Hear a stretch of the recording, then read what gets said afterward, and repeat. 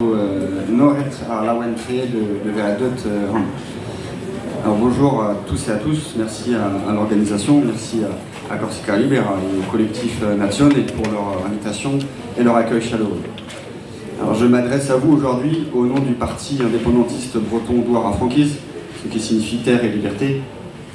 Nous sommes les derniers nés d'une longue tradition politique que je vais tenter de brièvement vous présenter. La Bretagne est un pays celtique de presque 5 millions d'habitants, situé à l'ouest de la France. C'est une presqu'île à la pointe de l'Europe qui existe sous sa forme actuelle depuis plus de 1500 ans.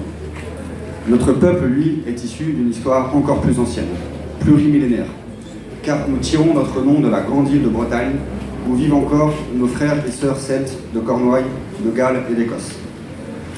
Il y a 1500 ans, nos ancêtres sont venus fonder la Bretagne continentale, en s'y mélangeant avec les peuples d'Armorique, qui, comme sur l'île de Bretagne, avaient déjà la réputation d'avoir donné du fil à retordre à l'Empire romain. Au plus profond de notre histoire, nous étions déjà en résistance. Quand s'est constituée la Bretagne, telle que nous la connaissons, une puissance a émergé à l'Est, celle des Francs, devenus ensuite les Français. Et pendant les 1000 ans de notre indépendance, ils n'ont jamais cessé de tenter de nous envahir. Au XVIe siècle, en 1532, ce que vous nommez ici la Folia Francesa est venu à bout de notre indépendance. Mais les luttes acharnées du passé ont maintenu une franche autonomie pour encore plusieurs siècles. Il faut attendre la Révolution française de 1789 pour que cette autonomie soit supprimée, tout comme la Bretagne en elle-même, qui à partir de cette date et jusqu'au XXe siècle n'avait plus aucune existence officielle. En tout cas, aux yeux de la France, elle n'en avait plus, car nous n'avons jamais cessé d'être bretonnes et d'être bretons.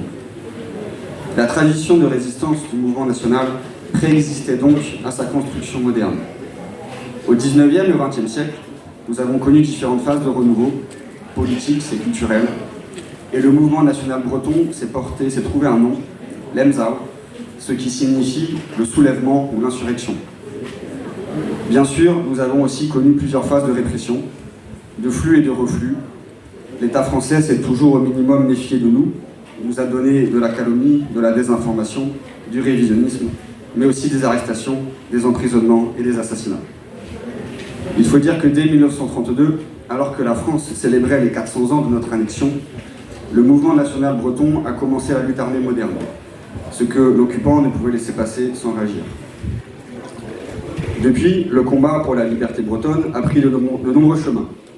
Culturels, avec des renouveaux musicaux et linguistiques qui font la fierté de tout un peuple, mais aussi politiques, avec des groupes et des partis qui, malgré un système français structurellement hostile, sont arrivés à convaincre le peuple breton du bien fondé de nombre de ses revendications. Au XXe siècle, parler d'autonomie ou d'indépendance était interdit et impensable.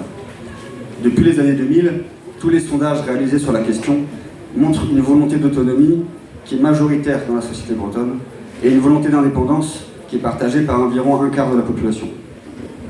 Néanmoins, les partis bretons n'ont pas encore réussi à proposer une offre politique suffisamment crédible et structurée pour remporter les élections, pour prendre le pouvoir et mettre en place concrètement le retour à la souveraineté bretonne. À la place, ce sont les partis français en Bretagne qui, pour rester en place, sont obligés de s'aligner sur nos idées. Et on voit maintenant au Conseil régional de Bretagne le Parti socialiste, les républicains, les écologistes, les centristes, les communistes voter à l'unanimité, à l'exception du Rassemblement national, pour l'autonomie de la Bretagne et pour la réunification. Réunification, car félonie française oblige, il faut préciser que notre capitale, Nantes, est depuis le régime de Vichy séparée du reste de la Bretagne.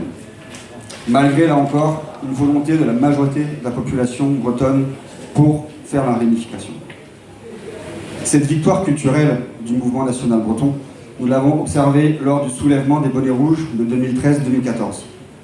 Spontanément, face à une situation économique et sociale catastrophique que l'écotaxe allait encore aggraver, le peuple breton s'est révolté ensemble, toutes les générations, toutes les classes sociales et tous les bords politiques confondus. Et Paris a plié. Notre parti, Douar à Franquise, s'est créé en 2020. C'est une jeune organisation, mais sa tradition est ancienne. Elle s'est nourrie des luttes que celles et ceux qui nous ont précédés ont menées au nom de notre peuple et notre pays. Aujourd'hui, nos terrains d'action se situent principalement à deux niveaux. Tout d'abord, le logement, le statut de résident, la création d'une citoyenneté bretonne, car comme en Corse, nous sommes victimes de la mise en tourisme de notre pays, de la spéculation immobilière et des installations massives de Français, environ 60 000 par an. Ensuite, l'unité du mouvement national, car nous avons bien conscience que nos divisions ont toujours joué en notre défaveur, et que la crédibilité attendue par notre peuple pour nous confier les responsabilités dépend de notre capacité à réaliser cette unité. Dora Franchi s'y est engagée depuis un appel à l'unité bretonne lancé au printemps 2022, dans le contexte du soulèvement en Corse et de l'ouverture des débats publics sur la question de l'autonomie. À propos de cette révolte de 2022, je souhaite ici, au nom de notre organisation, témoigner de nos pensées politiques et patriotiques les plus sincères pour Ivan Colonna, lâchement assassiné par l'État français, ainsi que toutes nos condoléances à sa famille et à ses proches.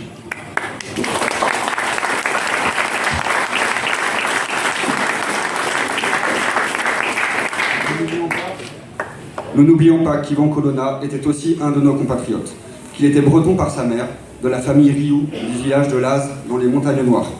Un pays qui fut toujours sur la carte des résistances de la Bretagne, des bonnets rouges de 1675 à la chouannerie, en passant par la résistance à l'occupant nazi ou aux bases du FLB, Front de libération de la Bretagne.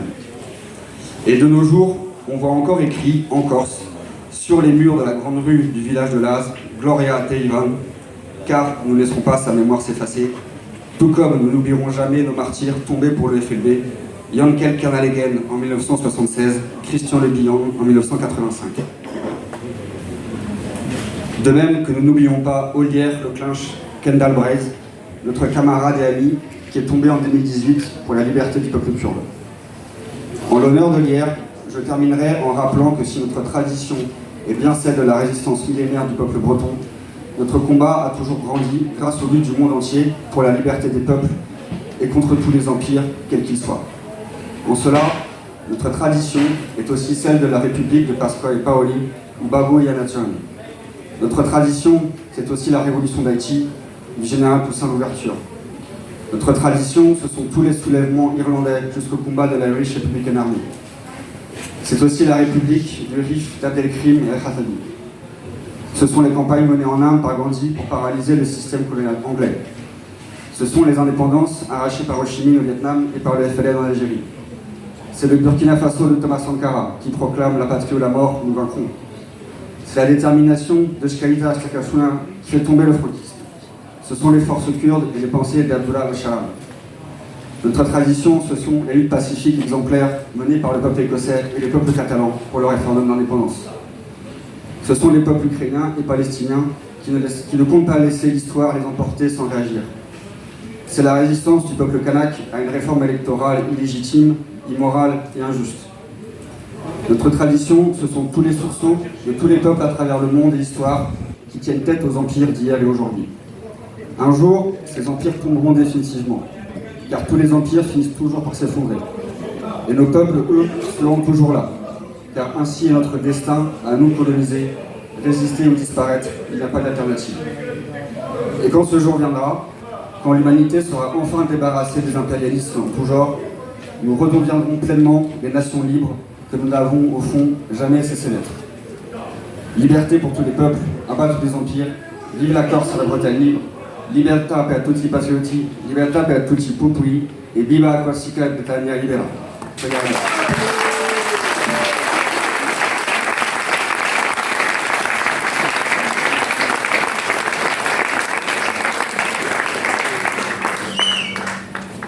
Merci la Bretagne. Et nous allons revenir.